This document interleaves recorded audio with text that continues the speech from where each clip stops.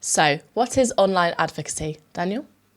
So when we talk about online advocacy, what we're really talking about is people that are willing to say nice stuff about you online. So it's a fairly simple and broad definition. So what's the difference then between an influencer and an advocate? So an influencer is someone that's got access to the audience you want, whereas an advocate is just someone that's willing to say nice things. Now, sometimes someone can be an advocate and an influencer, which is a kind of sweet spot because they've got access to the audience, but they're also willing to say great things.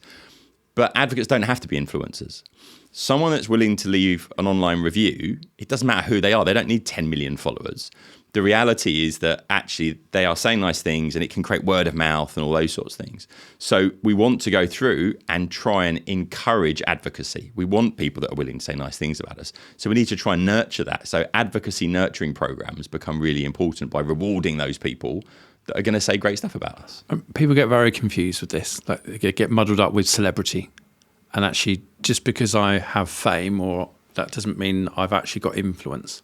You know, I've always had a problem with the term influencer.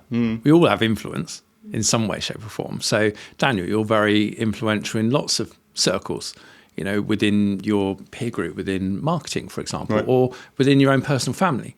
Where do you have the most influence? Well, probably arguably with your own personal of course, yeah, family, like, you know, and them on us.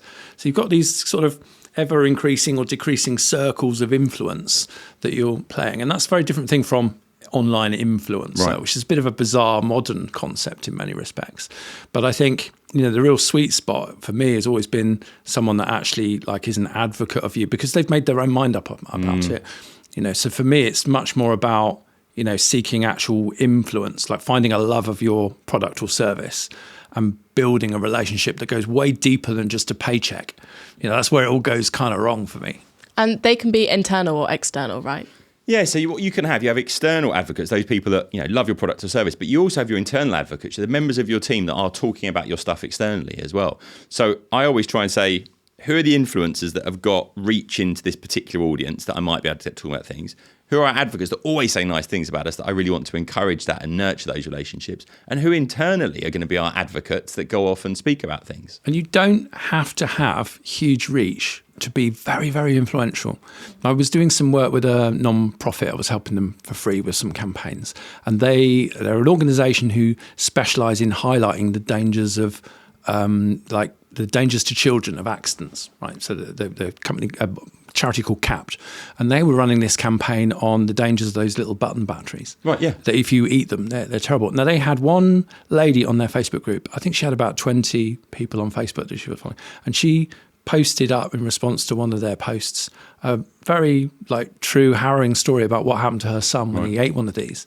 And that got picked up on Mumsnet, and somebody shared that and it went viral. And like this one lady with like 17 people, it was to do with the story that she shared and the humanity of it and the, you know, the empathy that we all naturally felt when we read that had huge influence.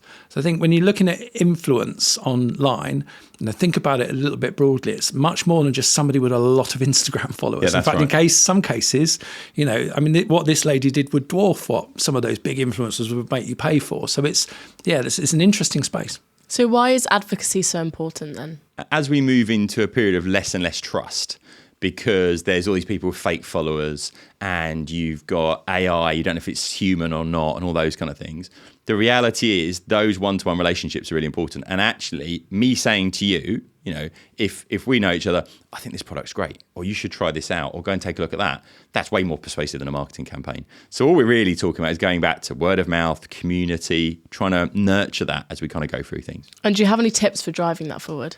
You need to be purposeful about building and rewarding advocacy. If someone says something nice about you, don't just hit the like button. At the very least, give a comment and, we really appreciate that. When someone sends us an email and says there's something wrong with your website, you go, that's for taking the time, for telling us. I appreciate that so much. Can I send you a ticket to this event? Or can I send you a copy of this book? I'd love to sign it for you, whatever it might be.